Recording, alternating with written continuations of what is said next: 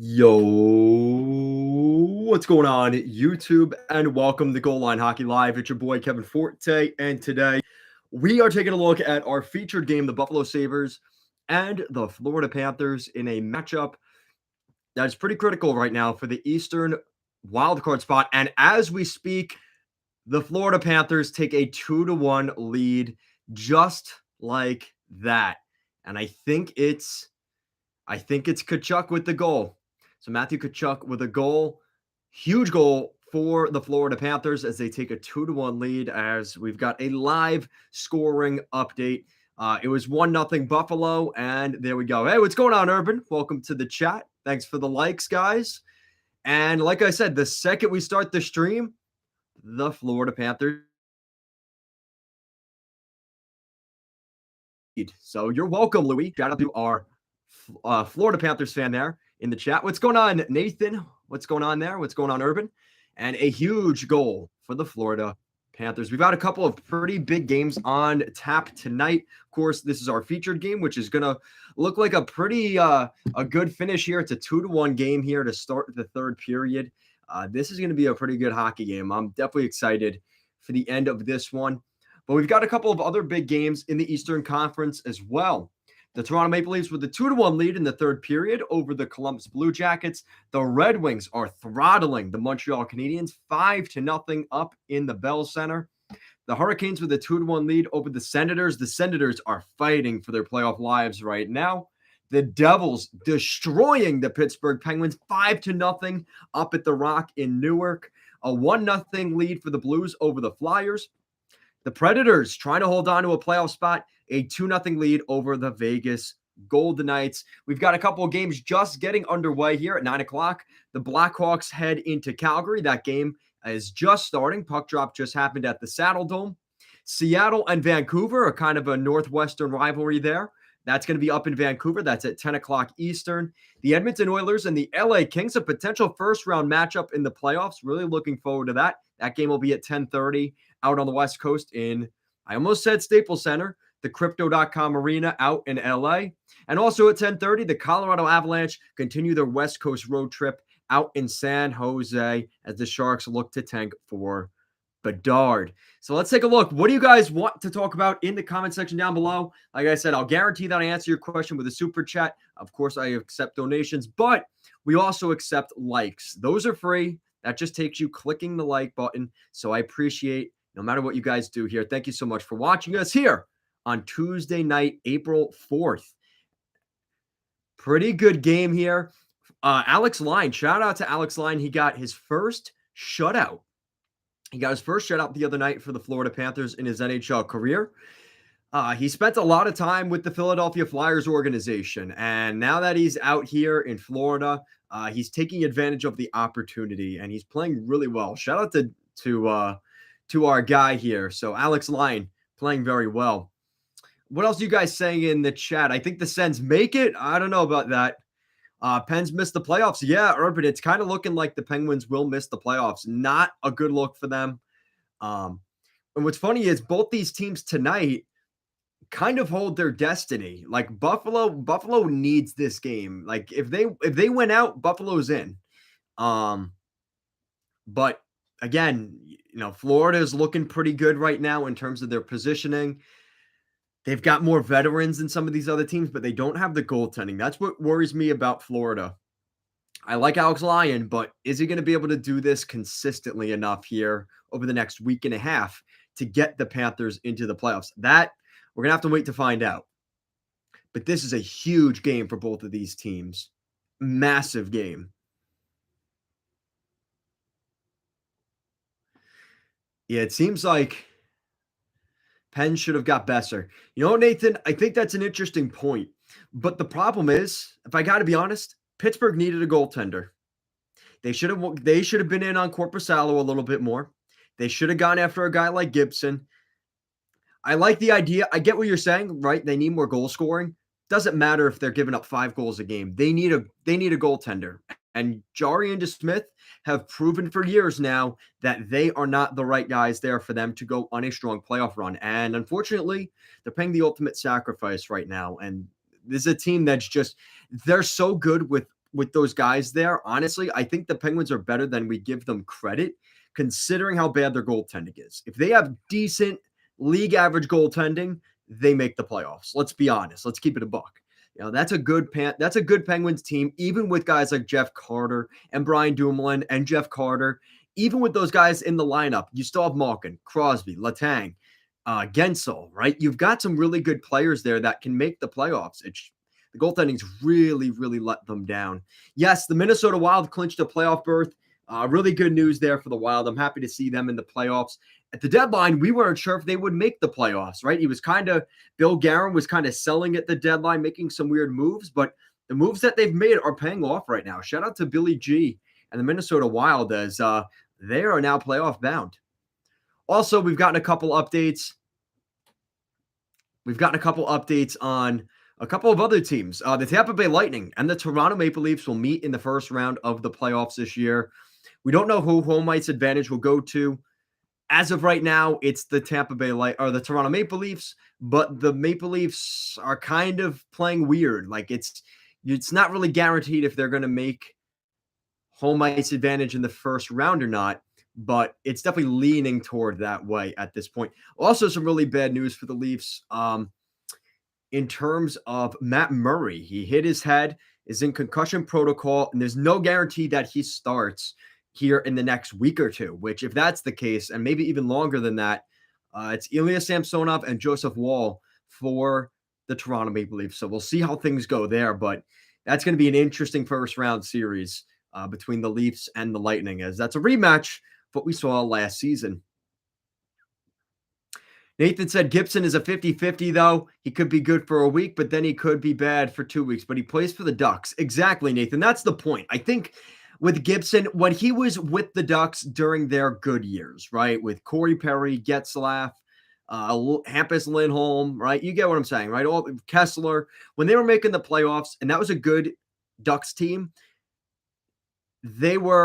Gibson was on his game, and he was a really good goalie.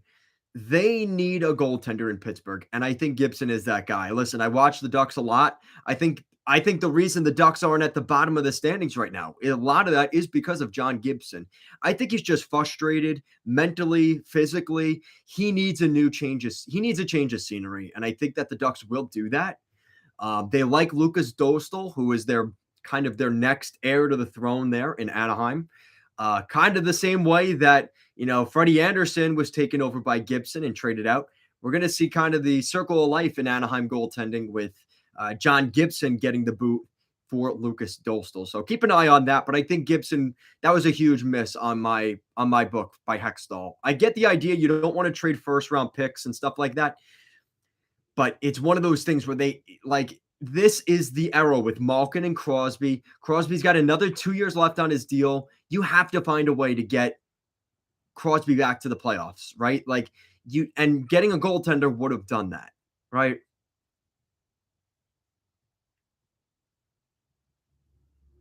I think they should have maybe gone after Jonathan Quick, honestly. I think Quick could have been an interesting pickup for the Penguins. Again, salary would have been difficult, but Vegas found a way to get him, so why couldn't Pittsburgh, right? What's going on, Shazam? Big Kev. Isles need a monster game on Thursday. These few days off should give the team a big boost. Need Romo Cop healthy and hopefully Barzy back in time for the first round. If they miss, bye Lou and Lane. Couldn't have said it any better myself, Shazam. Thank you for joining us. Our Islanders fan here at Goal Line Hockey. Thank you so much, Shazam. And like I said, our featured game, it's 2-1 Florida. Really good game down in Florida. This is great for the sport of hockey, seeing some big games down there in the Sunshine State. The Tampa Bay Lightning have been playing well the last couple years. Yeah, the Islanders have gotten rolled. Yeah. Didn't know you was doing a live stream tonight of this game. Absolutely. Don asked, can I ask, where did you get that Panthers jersey? I got this jersey on eBay, Don. It took me a really long time to find this because the Panthers don't really give a lot of these white jerseys out. There aren't a ton of them available, and I was able to find it on eBay like a year and a half ago, like 12 to 15 months ago. But great question, Don. Thank you for that.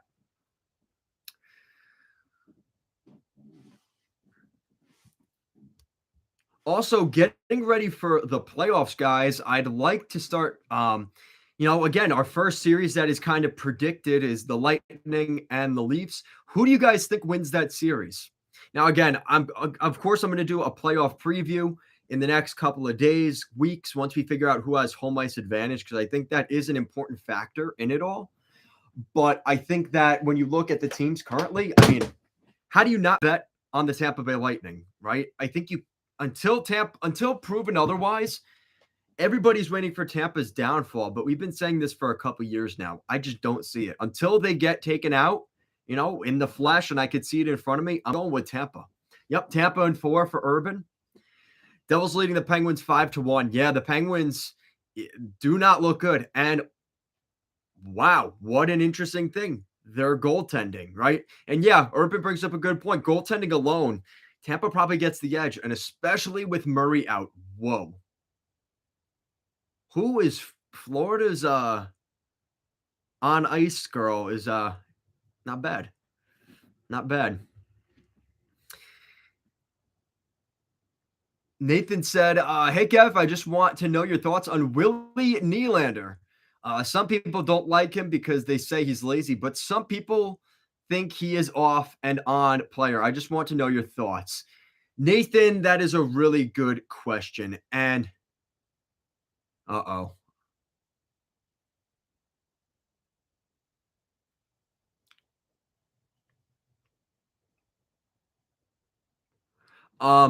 In terms of Nylander, how I look at Nylander is exactly what you said. You kind of answered your own question there. I think when you look at a guy like Nylander, he's one of those guys that frustrates you because you know what he's capable on any given night. He just isn't very consistent. And we've seen that with Sheldon Keefe here the last couple weeks. He's kind of called him out. He's put him, he's given him limited ice time at points, and he's kind of he's held him accountable. And I do respect that from Sheldon Keefe.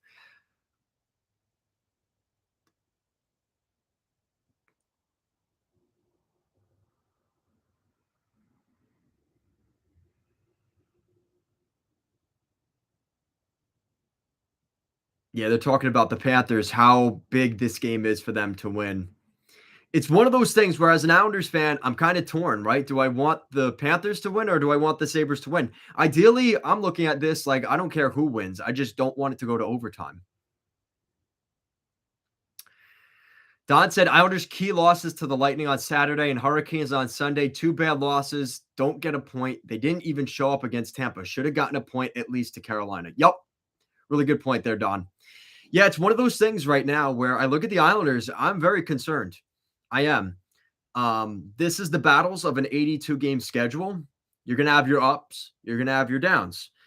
But the Islanders are choosing a really bad time to have their downs. And luckily, Pittsburgh hasn't played well. Buffalo's kind of sticking around, but they're really, how much of a threat really are they, especially if they lose tonight? The biggest thing I think for the Islanders is if they have to play Boston in the first round, you're going to look at these 3 games against Tampa and Carolina and say to yourself, they can't beat those top teams. How confident are you going to be in the Islanders actually doing damage against a team like the Bruins in the first round if they can't beat the Lightning or the Hurricanes? Now, again, those teams match up very poorly against the Islanders and have been kind of the kryptonite to the Islanders' playoff success here over the last 5 or 6 years. But nonetheless, if you want to win a playoff series, if you want to win the Stanley Cup, you got to beat those teams when it matters down the stretch. The Islanders have more to lose with those games than those other teams did. Islanders are getting an upset in the playoffs. I hope that's true, PJ. Thank you for joining us here tonight. Thank you so much, guys. Dodd said when the Islanders playing against the Lightning on Thursday, they should play for nothing. They are already in the playoffs and they are playing the Maple Leafs again. Islanders need to win more. Yup, you're 100% right there on the dot there, Don. Thank you so much. Ave Ask says, are you liking the LA Kings heading into the playoffs? Byfield is playing way more confident. They cleaned up their defense and goalie situation, and Brandt Clark might join. Oh, I really hope Clark joins. And thank you for joining us, Ave Ask. Thank you so much here for joining us here at Goal Line Hockey, a new member here. I have an interesting thing in terms of Jonas Corposalo that I want to bring up. And I found it on Instagram the other day, and I want to show you guys. So basically, Corposalo's stats have been good in Columbus and nobody noticed. And now, since he's come to LA, his numbers have looked even better. So this is his numbers. This is from All Hockey Culture the other day. Jonas Corposalo, since being acquired by the Kings at the deadline, March 3rd to April 2nd, he is 5-2-1, 5 wins, 2 regulation losses, 1 overtime loss, a 937 save percentage, which is second in that span, a 9.46 GCA, which is third best in that time, and a 1.75 goals against average. That is the best since that time, and ranks are amongst goalies who have played 7 or more games in that span. So, to say the least, Jonas Corposalo since the deadline has been a very good goaltender for the LA Kings and was what they needed. I'm really upset that they traded Jonathan Quick. They kind of lost the loyalty there. But in the grand scheme of things, if the Kings make the playoffs, if they win a round or two, they're going to forget very quickly about Jonathan Quick. The question is, do they play the Vegas Golden Knights in the playoffs? Because if they do, I think Jonathan Quick is going to do everything in his power to carry that team to beat the Los Angeles Kings in that series. So we'll see what happens, but I wanted to show you guys that because I thought that Corposalo stat definitely is the lack of what Pittsburgh has had since the deadline and what the Kings have had at the deadline since getting Corposalo. It kind of shows you the Penguins should have been more aggressive for goaltending, kind of swinging this back to what we talked about earlier. What's going on, Ange? Thank you for joining us.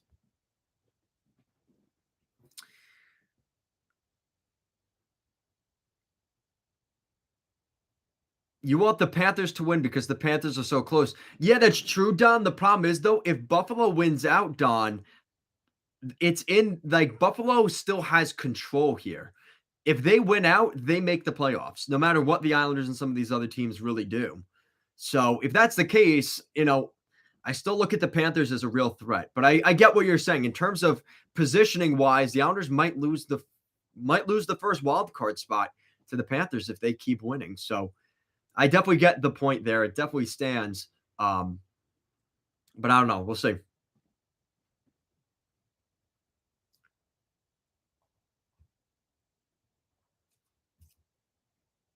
And I apologize for the stream earlier, guys. We were having some problems with the stream just not working.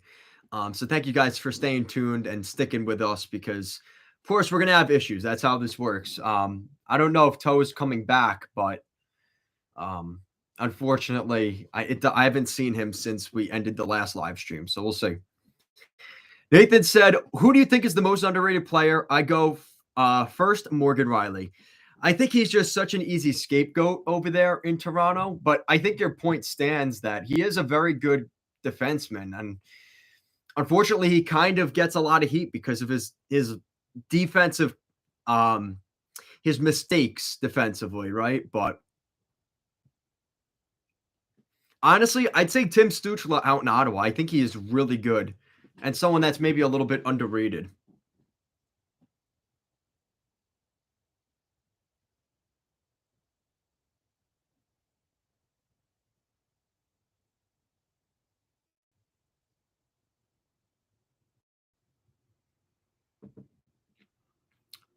So we are watching the Penguins dismantled tonight here by the New Jersey Devils. Really, this is a brutal game here for the Penguins. Like this is, I mean, not only the fact that they lost, but the fact that they're just getting obliterated in a game that the Devils don't really need, right? They're trying to win the division and get home ice, but in the reality, like the Penguins should be way more desperate tonight, and it just doesn't seem like they are. The Devils are just kind of running the table on them. And the Penguins goaltending is disgusting. It's terrible. It's really bad.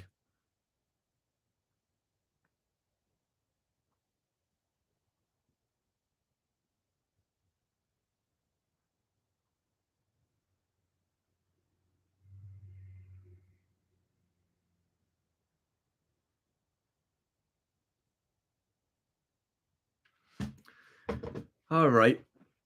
Also, shout out to the Devils wearing their Christmas jersey. I really like that one, the white jersey. Shout out to the Devils. You're trying to get some brownie points with me here.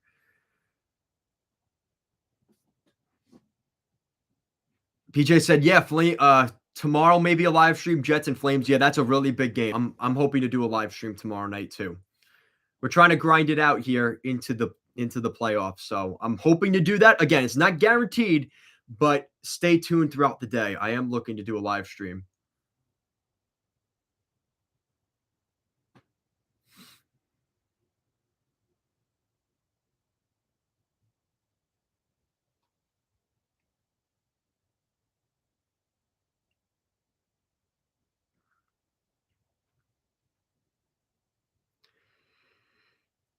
Don said, "You mean the Devils wearing the Heritage jersey?" I got that Adidas jersey from Sports K. Yeah, it's not the green one though, Don. They're wearing the white Christmas jersey from. I don't even know. I guess it is a Heritage jersey. I guess you're right. It's not the reverse retro.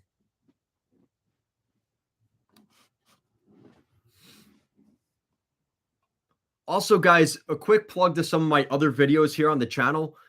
What's going on? Hey, everybody. Good evening. Welcome to the chat, Surreal. Thank you for joining us.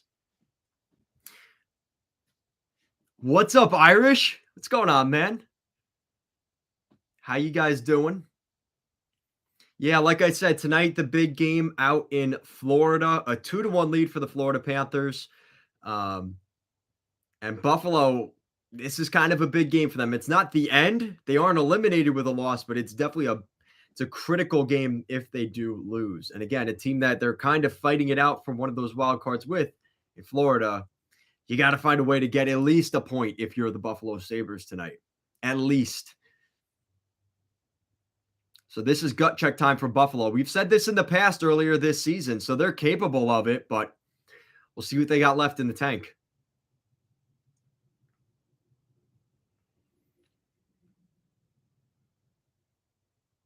Yeah, the Sabres have definitely shortened the bench here tonight.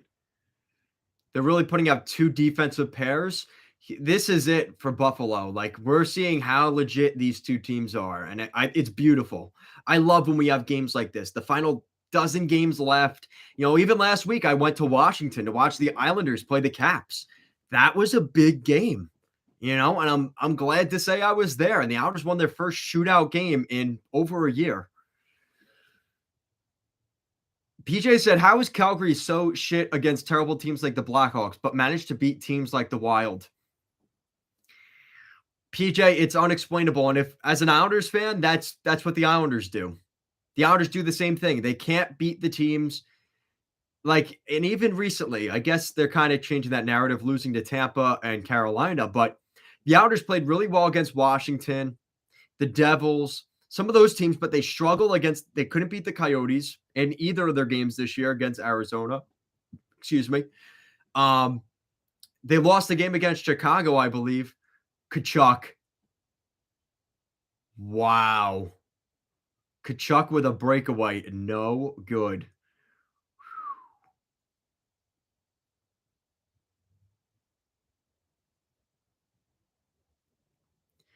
Devin Levi for Buffalo. Guys, we always talk about Zona is elite. No, Irish, no. The Islanders lose to teams they're supposed to beat, like Arizona. The Islanders lost both their games against the Coyotes, and they're a bottom feeder, right? I think we can all agree on that. But then the Islanders will go out the next night and beat the Devils, who were on an 18-game winning streak. Like, it doesn't make sense, but that's how the Islanders do things. Fourth string goalie? I'm not really sure. But yeah, honestly, Devin Levi, low key, is playing really well for Buffalo. UPO and Devin Levi as the goalie tandem in Buffalo moving forward. That goalie problem since Ryan Miller left, no longer going to be an issue. I think the Sabres are set with those two guys. And in terms of, there's an interesting game down the stretch in Buffalo. The Buffalo Sabres' final home game is against the Ottawa Senators. Now, if you guys are saying, okay, well, what does that mean? Depending on the magnitude of that game, that could be Craig Anderson's final potential game in the NHL, potentially against his former team in Ottawa. Now, there is going to be some debate as to whether Craig Anderson should start that game, right? Again, I think it also depends on where Buffalo is. If Buffalo's already eliminated by then, it's obviously a great story and definitely worth doing. But if it's a game that maybe they make the playoffs or not, can they afford to put Craig Anderson in there over a guy like right now, Devin Levi? Kind of raises an interesting debate, but I think that'll be an interesting storyline to watch here down the stretch. We'll see what Buffalo ends up doing. PJ said, Kev, with the Islanders having a new arena, does that mean tickets are more expensive compared to the old Islanders arena? Yes. They are extremely much more expensive at the new rink, unfortunately, PJ. Nassau Coliseum tickets, see, when they redid the stadium and they knew it was the final year, the tickets were more expensive because it's like the last season at the rink.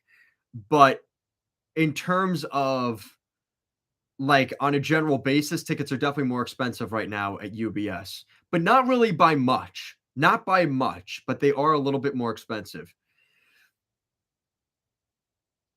Yep, Urban, you're 100% right.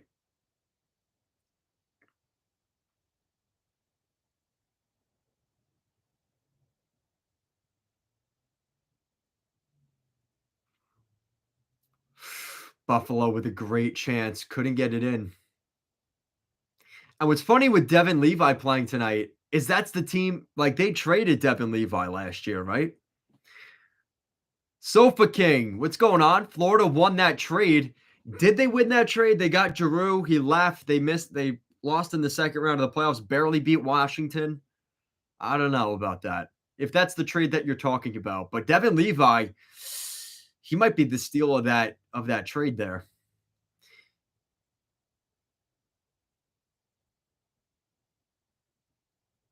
PJ said, Kev, what if someone told you Winnipeg has the best playoff atmosphere? What would your reaction be?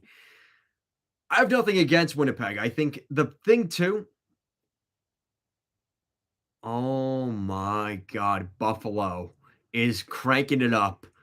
Buffalo's getting some opportunities. They're just not finishing. What's up, Morgan? Welcome to the chat. Our Golden Knights fan here in the chat.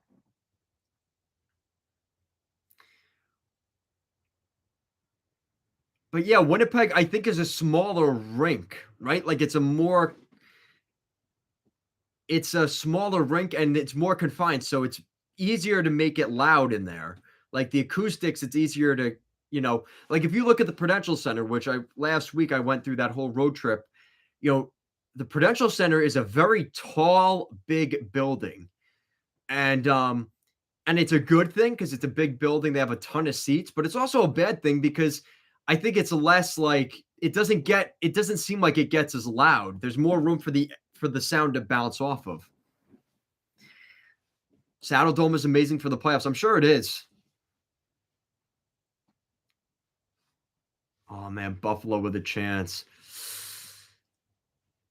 Don said, I want the Islanders to make the playoffs because I want huge hockey talk in the area. Yes, absolutely, Don. Yeah, the Devils, Islanders, and Rangers, if they all make the playoffs, that's huge for the New York area. You want to grow the sport of hockey? Go right into the beginning of the MLB season. That's a great way to do that with playoff hockey. Absolutely. Yep. I agree with you.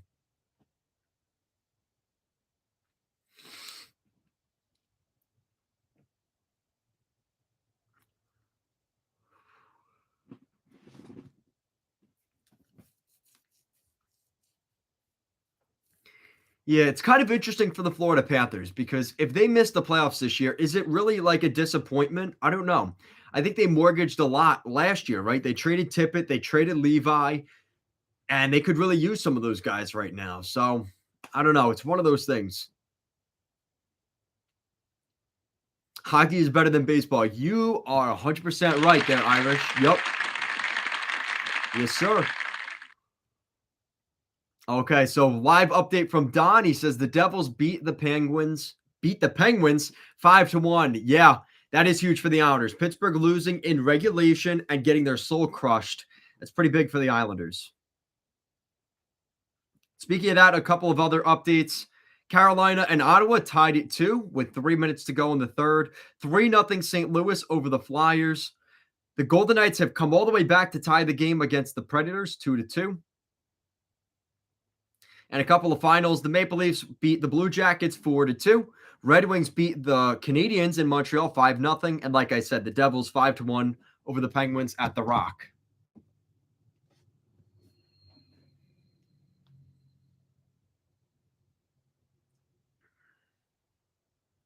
Ooh.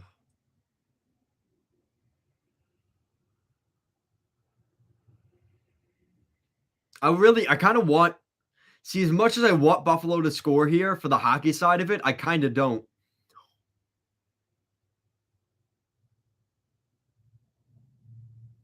Oh, Buffalo takes a penalty. 2:31 left. Buffalo takes a penalty. Duclair almost had a breakaway goal. Oh, man. Holding on Samuelson. All right. Yeah, guys, like the damn video. Thank you for getting up to 10 likes. We'll see. Game over. Listen, the problem is, though, I hope Florida doesn't get too lackadaisical. They're like, all right, we got the power play. Sit back. They sit back too much, and then maybe there's an opportunity for Buffalo. You never know.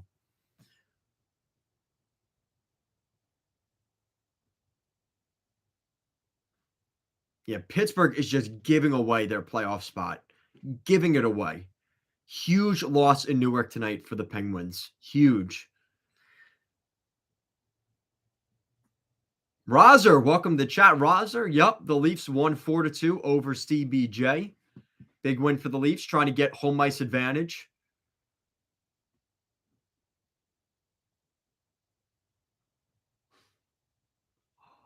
Ooh. Wild choked last night. Yeah, that was a tough game for the Wild yesterday. But you know what? They got another point. They're trying to win that Central Division. They're tied with Dallas. I would take that. Wow. Really good point by Surreal. Thank you for that. Crosby is 2 games away from 1,500 NHL games. Yo, listen, I'm an Outers fan. He's always been Cindy Crosby, right? But listen, shout out to Sid the Kid. Like 1,500 games. Letang just hit 1,000 the other day with 2 strokes. Chris Letang has played over 1,000 NHL games. Incredible. Shout out to those guys. Listen, I don't like any of them. They're babies to me as an Islanders fan, but you got to respect the hustle. Shout out to those guys up in Pittsburgh. Talk about commitment. They've played on the Penguins, 1,500 games for Crosby, 1,000 for Letang. I remember saying last summer, I thought he was going to go to Montreal, go closer to home. He didn't end up doing that. He stayed in Pittsburgh. He made his commitment to the Penguins. Got to respect that.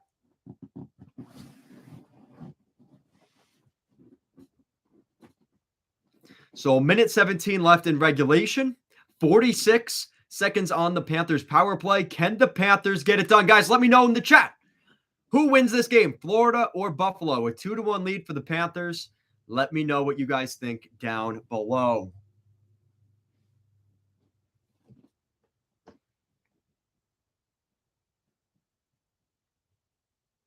Buffalo is getting opportunities right now. This is insane. No way. The Panthers take a penalty. Oh my God. What? So 30 seconds of 4-on-4 and the remaining 21 seconds of 4-on-4, the final 30 seconds of the game, Sabres power play. Holy shit. What a freaking finish to this game. These Panthers fans have to be like, man, we couldn't just win this game easy. Oh, man. Wow. So the Sabres take their timeout. Oh, man, this is good. What's going on, Empire State? That's right. You're an Isles fan. Let's go, Islanders. Go, Buffalo. We'll see. We'll see, Empire State. We'll see. But this game has looked way more interesting than it probably needed to. But shout out to Buffalo. They're playing really tough here. These last couple minutes, whether they score or not, I give them a ton of respect for this. They've had more opportunities shorthanded than Florida has on the power play. And I said that. They can't get too lackadaisical here. Rozer cheering for the Sabres. Interesting. Leafs fan going for the Sabres. Interesting.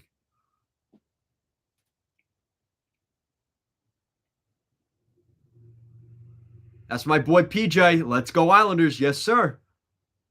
You already know. So Lundell takes a penalty. Oh, man. What a freaking game. We picked a good featured game, guys. We did it again. Good freaking pick. And it's going to overtime. The Senators and the Hurricanes going to overtime down there in Raleigh, North Carolina. Rozer's cheering for Buffalo. Exciting young team. All right. I respect that. A Leafs fan cheering for the Sabres. All right. I dig it. Buffalo. Oh my God. Buffalo. Holy shit. 23 seconds left. Thompson missed the one-timer. Oh, man. That's a penalty. Wow. Thompson kind of tripped. Wow. Thompson definitely kind of sold that trip. It wasn't really a trip, but Ekblad and Lundell. Lundell is a decent faceoff guy, is center, and now you lose Ekblad. Oh, man. 6-on-3 for the next 20 seconds left. Oh, my God. Wow. Lyon definitely looks a little bit shaky. He looks a little bit off.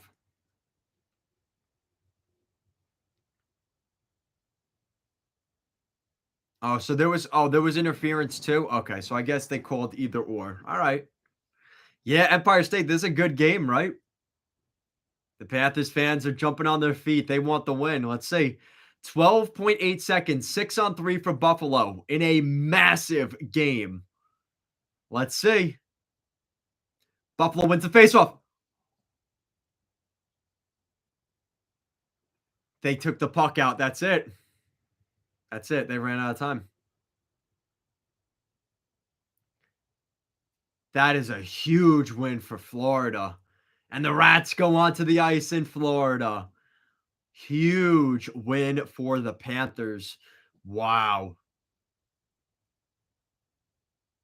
What a game, though. And listen, everybody makes fun of the Florida Panthers not filling the arena. That place looks pretty damn full tonight. Wow.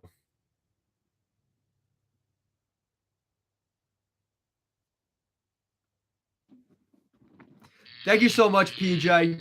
Yeah, like I said, guys, I'm not, if you can afford a super chat, obviously it helps. But at the very least, if you can, make sure to like the video if you can.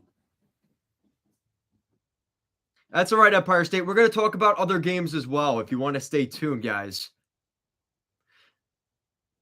Yeah, guys, Irish brings up a good question. What game should we watch here? Should we watch Ottawa and Carolina's in overtime? Ottawa, Carolina right now. Irish is on, and they're in OT. Yeah, they're in OT. Let's see here.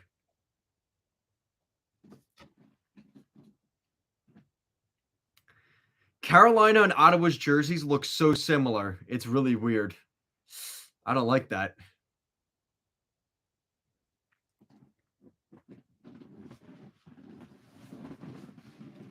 Shout out to Empire State rocking the Islanders gear. All right. Good shit, man.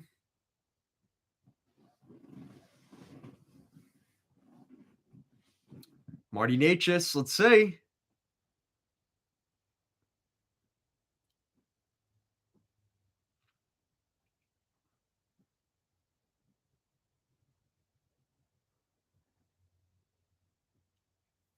Yeah, this has been a really good game. Like when you look at these two teams, right? Ottawa, the fact Ottawa is still kind of hanging in there against a good Hurricanes team, mad respect to the Ottawa Senators, honestly.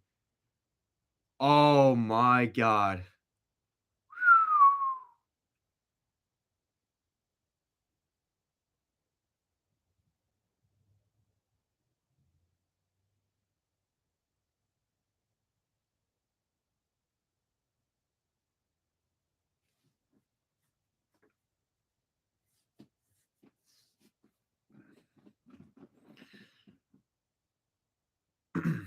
Shane Pinto, Long Island boy. Let's see what he could do from Franklin Square.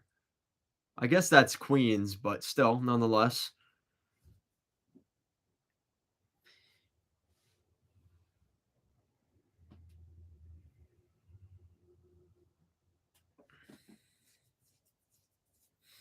Yeah, so with that game tonight, the Florida Panthers, that's kind of a big loss for them, for the Buffalo Sabres. So now Florida is tied with the Islanders for points. They technically get the first wild card because they have 40 wins. The Islanders have 39. They both have 87 points. And Florida now holds the first wild card. The Islanders hold the second wild card. Pittsburgh is the first team out, and then Buffalo. Now Buffalo is 5 points out of a playoff spot. Tough loss. But again, they still have a game in hand on all of those other teams. Two or three games in hand on all of those other teams, which is critical.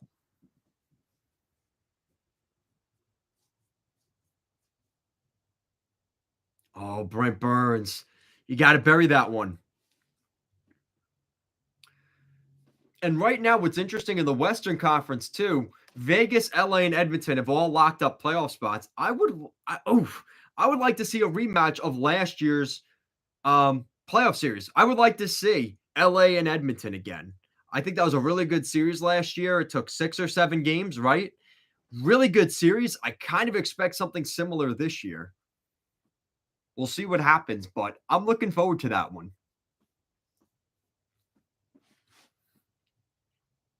Seth Jarvis coming in. And Marty Necas ends it. Carolina gets the win. That might be the dagger for the Ottawa Senators. They got a point, but not getting 2, that might be it for Ottawa tonight.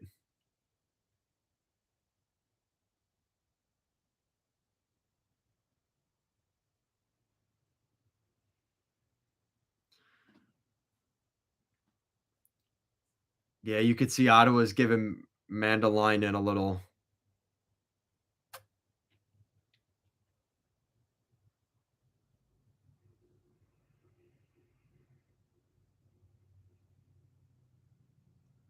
And DJ Smith.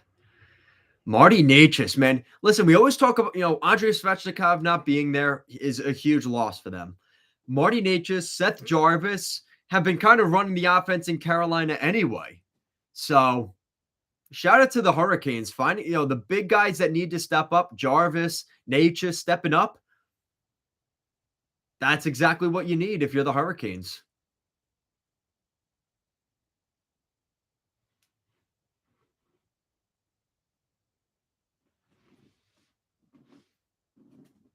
Oh no, they're doing the storm surge. Uh-oh.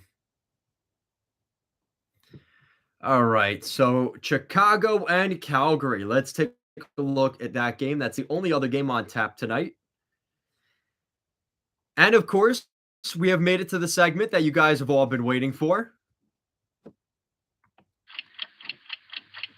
Let me know down below, who do you think is going to win the draft lottery for Connor Bedard? We're going to run the tankathon in a second. So let me know who you guys think is going to win the first overall pick in this year's draft. Let me know down below for a shout out.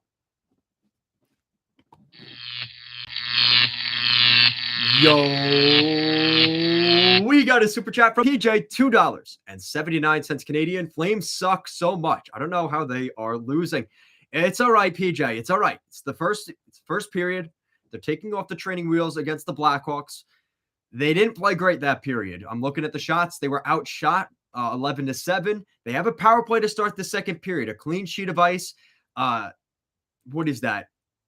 89 seconds of power play to start the period. Tyler Toffoli's going to score. I'm calling it now. So we'll see what happens there. He's already got a goal tonight. I expect him to get another one because he's Tyler Toffoli. All right. Let me know, guys, down below for a shout out. Who do you think will win the draft lottery in our Tankathon simulation? Let me know down below. I'll give you guys another second. Once we hit 15 likes on the video, guys, let me know down below. All right. So looking at the odds, we've got Chicago, Anaheim, Columbus, San Jose, and Montreal at the bottom. Our bottom 5 teams. Running the sim, let's see what we've got. Okay, so nothing too crazy here. So Anaheim stays at number 2. Chicago moves from number 1 down to number 3. And at number 1, Irish is our winner. Shout out to Irish. The Yotes already won the lottery. Hashtag the lottery is rigged. The Arizona Coyotes move up 5 spots to get the first overall pick. Irish, you might be upset that I am admitting this, but you are right. Sometimes you hate to be right. I think Irish is in that right now. The Arizona Coyotes, the Ducks, and the Blackhawks is your top 3 in our tankathon here today. So I'm sure the chat will be quite happy that the Coyotes move up. I'm sure nothing has to do with Gary Bettman on that front, but I guess we'll see what happens. Meanwhile, going back to, oh no, they're in the intermission. All right. So what game are we going to go to, guys? All the games are in intermission right now until we get the 10 o'clock Seattle-Vancouver game. So maybe I'll just wait for that one. Maybe we'll just do that.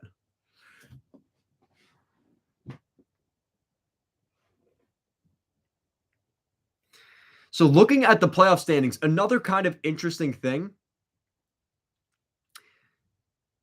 If you had to pick, which teams would you like to see match up in the first round? One team in the West, one team in the East, or 2 teams in the East, 2 teams in the West that you'd like to see meet up in the first round of the playoffs? Because looking at the standings, I think, honestly, in the East, I got to be honest, I want to see the Devils and the Rangers. I went to that game last week at the Rock in Newark. Really good atmosphere. Like, that was a playoff-esque atmosphere. It was like 48% Ranger fans, 52% Devils fans. It was great. Great environment. And considering the Devils, who are not a traditional playoff team here the last decade, it was really nice to see them do well and play meaningful games. And that's something that Jack Hughes talked about 2 years ago, was he wanted to play meaningful games with the Devils down the stretch. They are playing meaningful games. And you know what?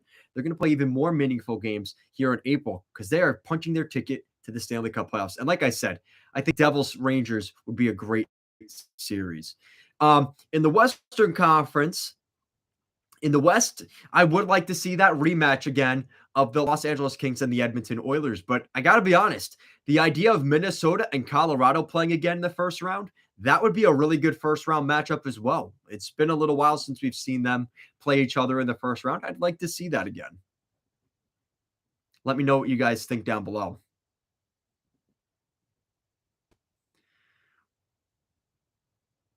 Rozer says Islanders Toronto could be interesting. I don't think that's going to happen, Rozer, but I get what you're saying. Yeah, maybe a second-round matchup if the Islanders if they somehow beat the Bruins and get that second wildcard spot, that would be really good. Yes, Don, I did go to the game last week. Yeah, it was a really, really good environment last week. Really good game. Last week, I didn't really talk about this much to you guys, but last week I went, last Saturday, I went to the Islanders game against Buffalo. They lost 2-0. Monday, I went to the Islanders versus Devils on Long Island at UBS. Tuesday, I went to the Flyers game against the Habs. Wednesday, I went to the Islanders versus the Capitals down in Washington. And then Thursday, the Devils versus the Rangers at the Rock. So unfortunately, I've been to a lot of these places already. I've been to DC. I've been to the Prudential Center as well. But it's been at least 5 or 6 years that I've gone to both of those places. So it was nice to be back for a little road trip. So it was nice to do that. But yes, I did go to that game.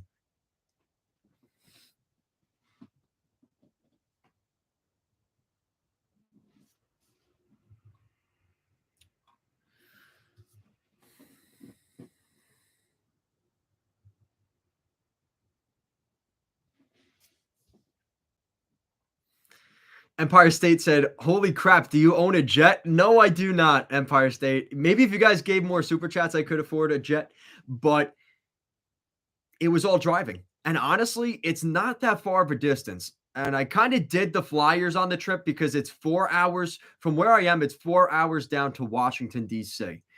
So it's 2 hours. I'm 2 hours from Philly. So it was 2 hours driving in a day. Not bad. Another 2 hours from Philly to D.C. Not too bad. It was like 3 hours from DC up to Newark. Not too bad. And then an hour from home, from Newark to my home on Long Island. So it wasn't too bad. So yes, no private jets were involved. Like I said, maybe if if you guys gave more super chats. But until then, it's going to be a lot of driving. But I like the question there, Empire State. Yes, I was able to do that. I got to admit, if you guys want a good road trip from the West Coast, you can bang out like 5 or 6 metropolitan teams within a week. You really could. It's incredible. And even if you want to do like some of the Midwest teams like Columbus, Detroit, Pittsburgh, I guess you could say Chicago and Minnesota, like those 5 teams, there's kind of close. But like I said, go up and down the East Coast. You could bang out 5 or 6 teams very, very easily.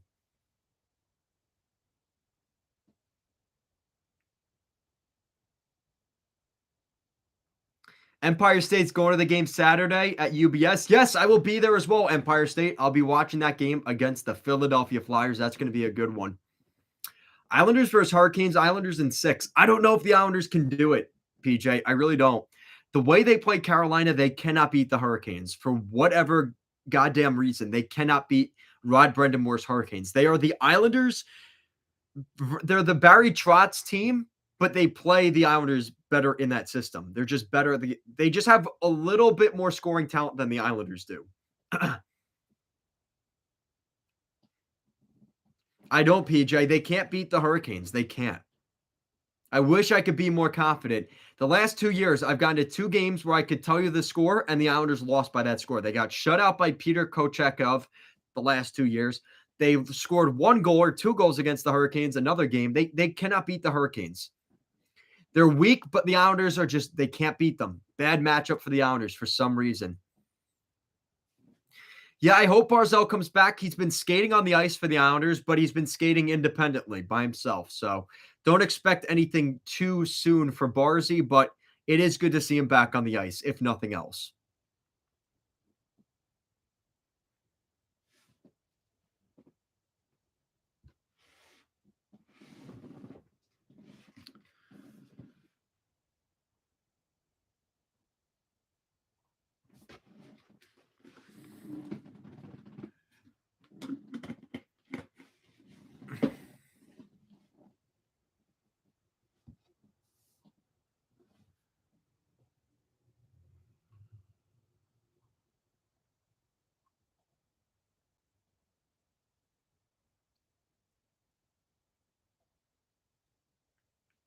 So I can't watch the Predators Golden Knights game.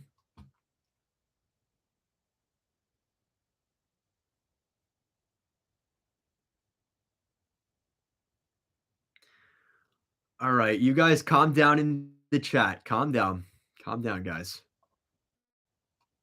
Let's be honest. Everybody's saying, oh, they're a first round exit. Guys, let's keep it all buck. 16 teams make the playoffs. 8 teams make it to the second round, which means 50% of the teams that made the playoffs will not be in the second round. So I get what you're saying, but let's be honest. It's not really that much of a shot.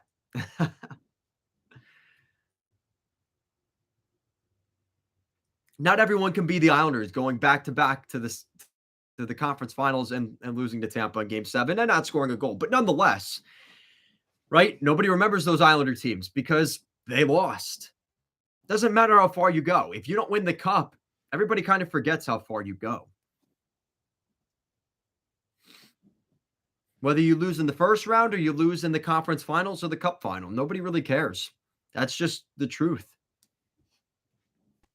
Flyers and Blues. I like the Flyers broadcast. I like listening to their guys. And I made a video. You guys got to check it out if you didn't the other day. The Flyers, actually, no, it's coming out, I think, tomorrow. The Flyers are going to be redoing their uniforms, which is kind of exciting. So keep an eye out for the Flyers before this new Fanatics rebrand. Any team, if they don't do a rebrand this summer, we will not see teams changing their jerseys like pretty drastically for at least the next 2 or 3 years after this one because the Fanatics merger and stuff like that. So we'll see what happens with the Flyers. I think they're going to be going back to the late 80s, early 90s, like burnt orange, that dark orange, a little bit different than their current jersey. But keep an eye out for that. And the other day at Wells Fargo Center, 50% off jerseys for the Philadelphia Flyers. So Of course, I picked up a Sean Couturier home jersey, which it is very nice. And you know what? I probably jinxed Coots because he's probably going to get traded because anytime I get someone's jersey, typically they get traded. Shout out to Jamie Benn. He's one of the lone exceptions to that.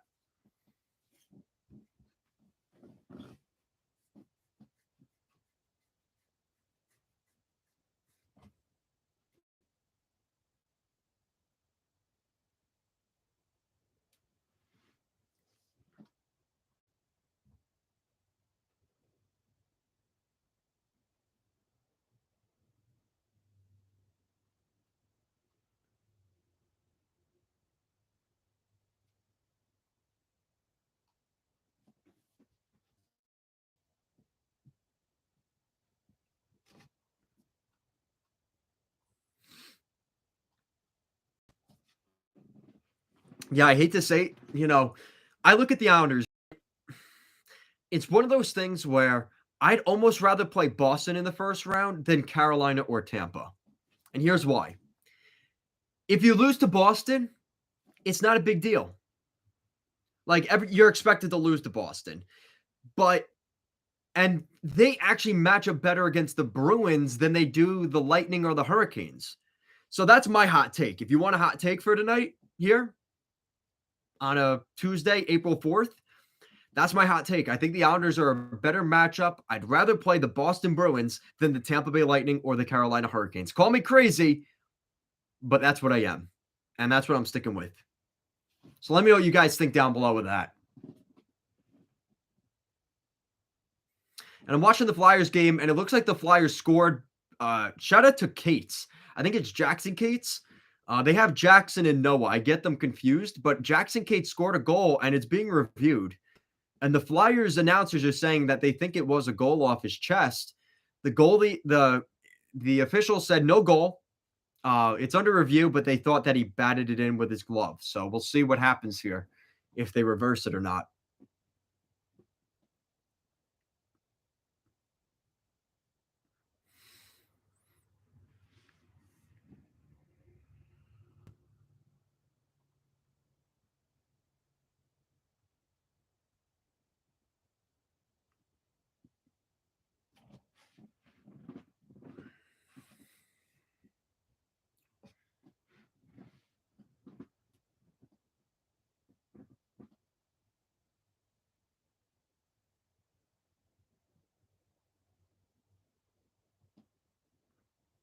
So let's see. So we're going to go to the Flames and Blackhawks game in a second, guys. I just want to see if this goal counted or not.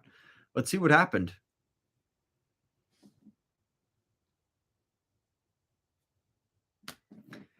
Wow. Tough break for the Flyers, honestly. That probably should have been in.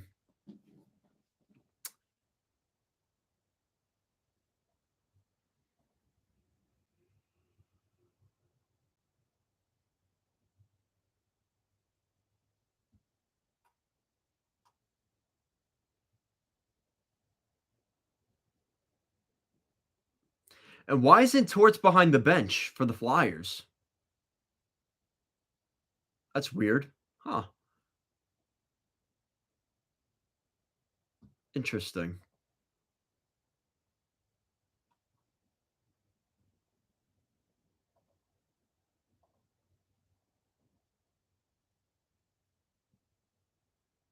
The refs hate the Flyers. That's what people are saying in this chat. That is kind of a tough break for the Flyers, I got to be honest. Let's see if Calgary can score on this power play here. Oh, good chance. Nope. Oh, good though.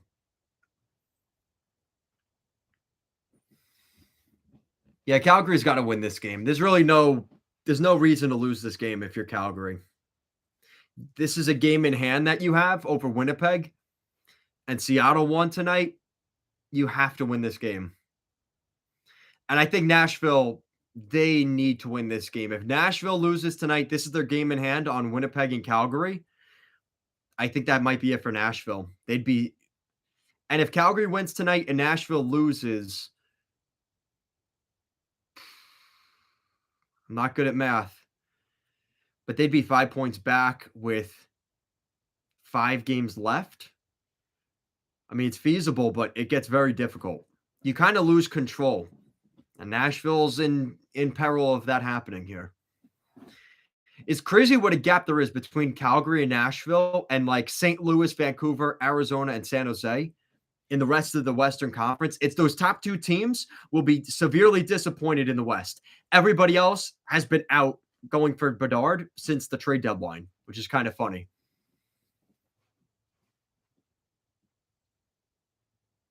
So no goal for Calgary to start the second period. Let's see if they could get one though on 5-on-5.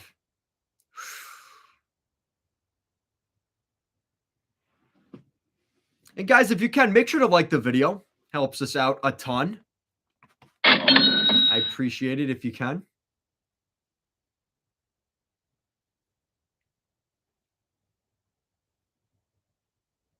Somebody's got the McDonald Heritage jersey for the Flames.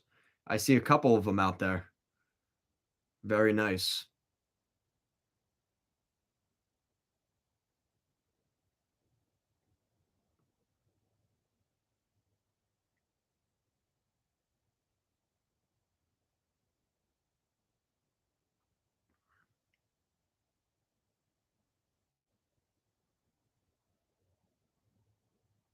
Yeah, Calgary needed a goal there on the power play. Chicago has the 20th penalty kill in the league. Calgary, man, you're playing like the Islanders here. You can't score on the power play. That's going to come back to bite you in the ass. You got to find a way to score goals. That can only work for so long.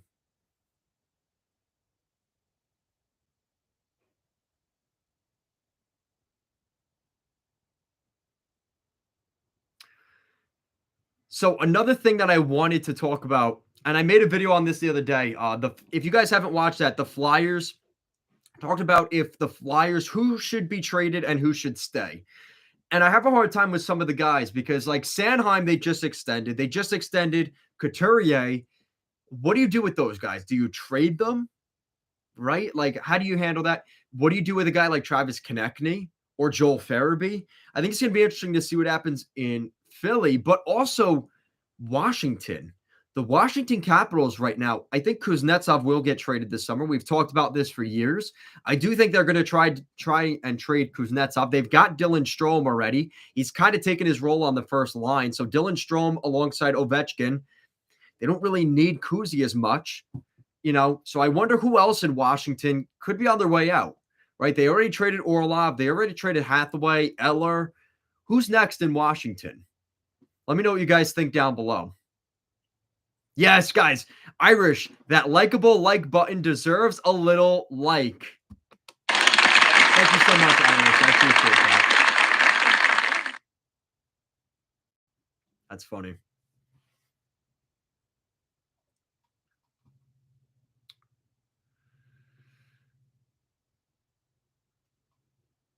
So I am going to watch the Seattle-Vancouver game if I can. Yeah, and there we go. So they're starting the game. Let's go, baby. So the Vancouver Canucks and Seattle Kraken. Let's see what we got here tonight.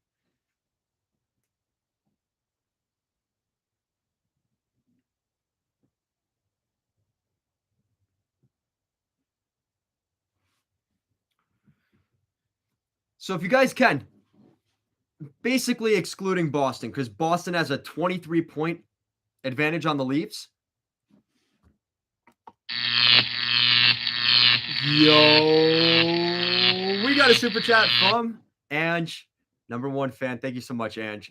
She is our #1 fan because she gives the super chats. Thank you so much, Ange. She's finishing up at work, grinding it out. Okay, go back to work. Don't miss me too much. So if you guys could leave, other than the Atlantic Division, who were the top 3 teams in the Metro, Pacific, and the Central Division? Top 3 teams in each one of those teams, the top team in each of those 3 divisions. Let me know down below. Let me know what you guys think. If I had to pick right now, I think I'm going to go with Carolina winning the Metro. Boston obviously winning the Atlantic. I think that one's kind of self-explanatory. In the Central, I think Colorado's going to win the Central. They have 2 games in hand on both Dallas and Minnesota, only 2 points back, and they're the Avalanche. Colorado in the Central. In the Pacific,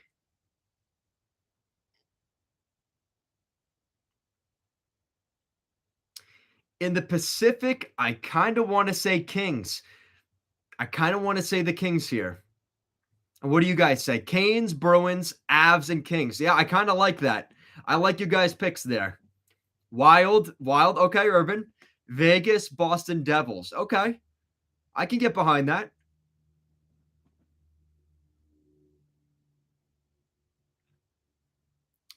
Canucks going to be spoilers tonight. We'll see, Surreal. We'll see what they got left in the tank.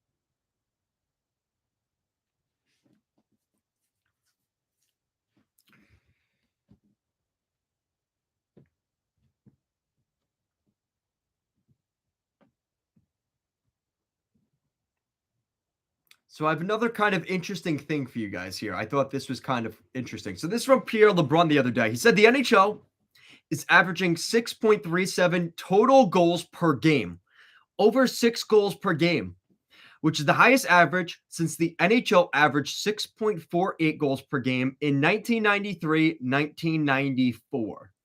Now I knew this season was going to come up because it was kind of an interesting season, and you'll understand what I'm saying in a second. The NHL is paced to have 12 players reach the 100-point mark. A reminder that Jamie Benn won the NHL scoring title for the Rocket Richard and the Art Ross Trophy with 87 points. 87 points in the 2014-2015 season. And the only reason I remember that season with Jamie Benn was because in that said 2014-15 season, the runner-up to Jamie Benn was none other than the captain of the New York Islanders in 2014-15. That's right, John Tavares, who was also destined to win the Rocket Richard or the Art Ross Trophy. I think it was the Art Ross that year. Jamie Benn and Tavares were fighting it out. 87 points, which is barely above a point per game. Incredible, right? So I thought that was kind of an interesting thing to show to you guys because Jamie Benn winning the Art Ross Trophy was quite the spectacle.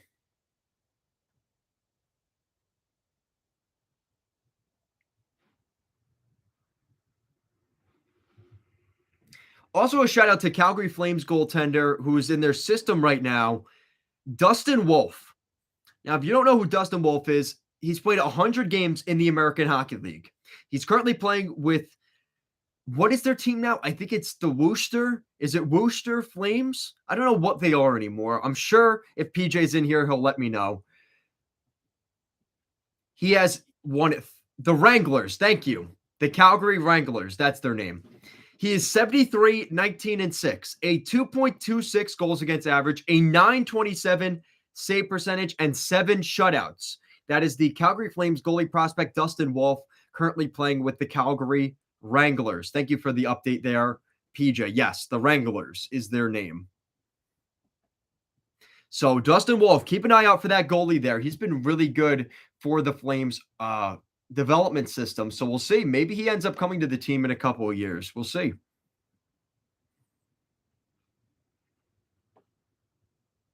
A good start for Seattle here in Vancouver. They've got 2 shots. The Canucks have none.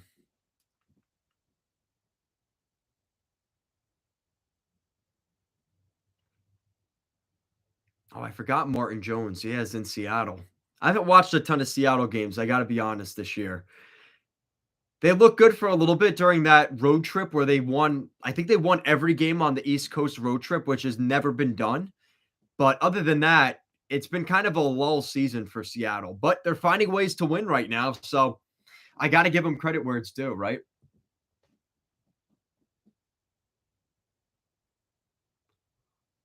Oh my God. Holy shit.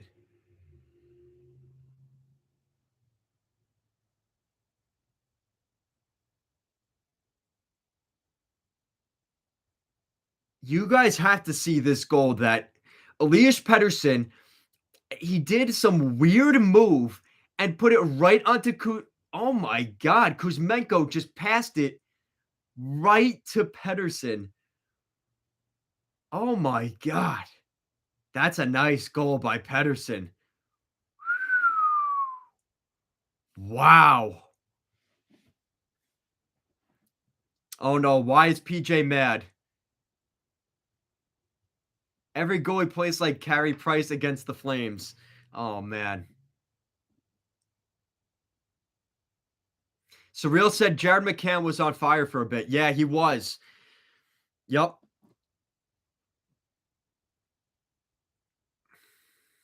So as I was saying how Vancouver's playing so well, they give up a goal. I guess I jinxed it. Oops. My bad, Seattle fans.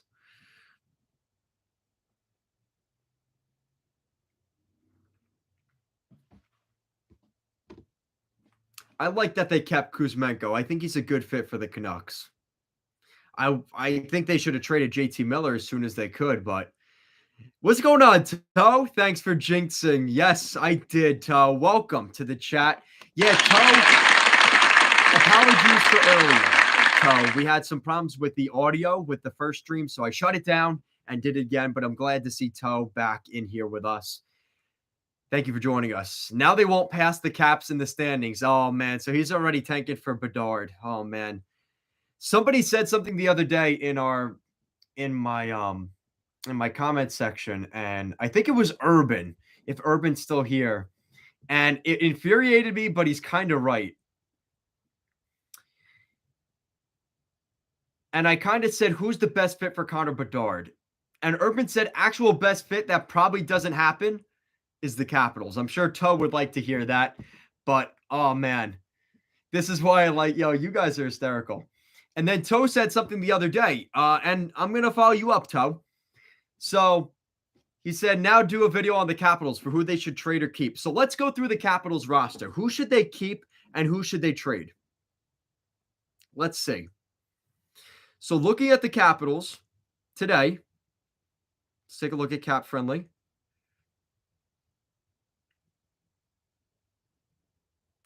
I think Kuznetsov's gone. I think that's the easy one, right, Toe? I think you would agree with me on that. Other than that, though, who else could be moved here? If it'll load.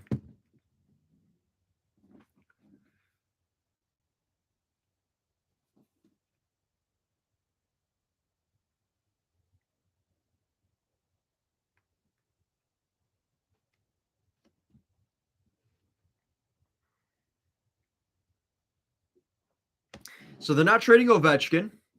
They're not trading Backstrom. I think Kuznetsov could get traded. Oshie could get traded. Mantha. They could be trading some of those guys away. I don't think they trade Wilson. They kept Dylan Strome. He's not moving. I think they keep Nick Dowd. They keep Abe Kubel. They keep Protas. They keep Milano. They keep Carlson. I think they could trade Nick Jensen. They could trade TVR. Again, they just extended TVR. So I think Carlson, Sandin, and JV and TVR are safe. I think they like Alexiev and Fehervari. I think they keep both of those guys, honestly.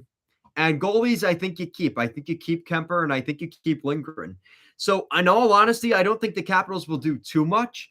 But I think if they were to trade Nick Jensen, Kuznetsov, Oshie, and Mantha, that could be to the extent of what we see them really do. But I think it could be kind of an interesting summer for the Capitals. Kind of a retool on the fly. Oh, they did just extend Jensen. I was thinking that. So maybe not. John Carlson for Damon Severson. I don't think that's going to happen. And the problem is with Toe, and Toe knows what I'm talking about. The problem with even Sheary and Smith, Craig Smith, those guys are UFAs this summer. So they're going to walk out the door. So the Capitals really aren't going to get much here, unfortunately.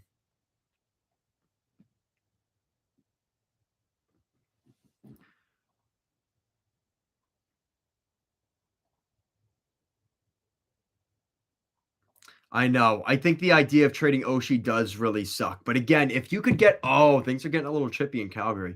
If you could get, let's put it this way, if you could trade a first and a second round pick for TJ Oshie, would you do it? I don't think teams would be willing to give that up. But if they were to get a first and second round pick for Oshie, would that be enough for the Capitals fans and the team to say, we'll trade him? Again, I don't think that offer's out there, but how, right? There's always a price for anybody. And I wonder if that would be the price for Oshie, but we'll see.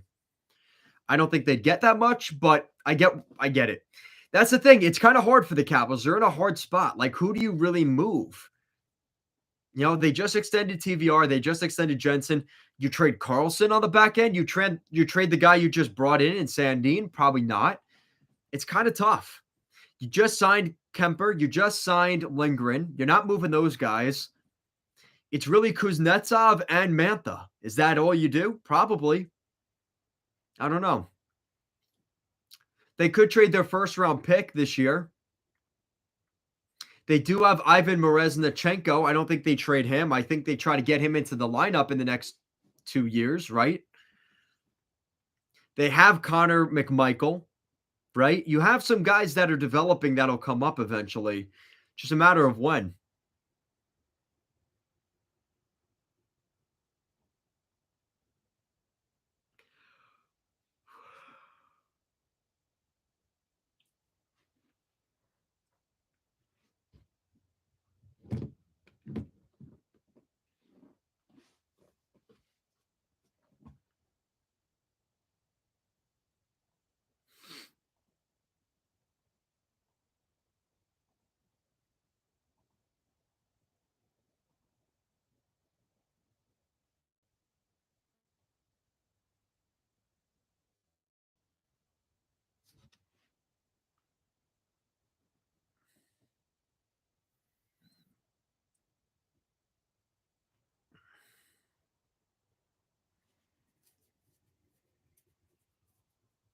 All right, guys, let me know your finishing thoughts here. We've gotten a little over an hour.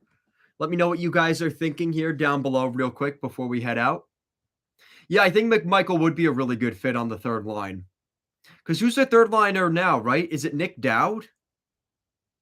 Because they traded Eller, which makes me think like they were already kind of getting ready for a younger guy to take that spot. They have Protis too. We're probably going to see more of Alexei Protis next year. Trading, losing guys like maybe Mantha. I could see them trying to get another Strome, Backstrom, Strome, Dowd. Strome twice? I think he meant Kuznetsov, but Kuzi, okay. Avs are going to feast on the Sharks tonight, hopefully. I think Sharks fans would be quite okay with that, Irish. There is a couple Urban, but in all honesty, I think it's going to be a fairly quiet free agency this summer.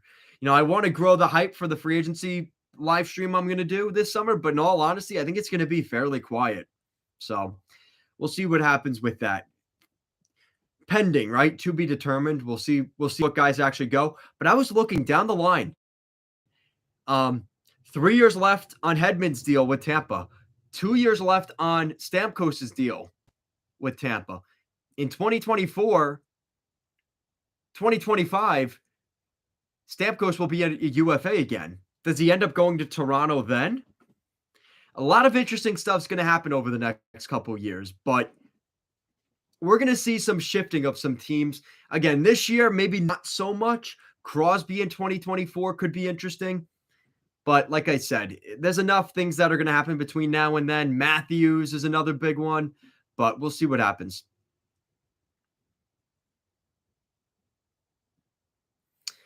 All right, that's it for tonight, guys. Guys, if you can, make sure to like the video and subscribe if you have not already. As always, thank you so much for watching this video, and I'll see you guys again next time. Peace.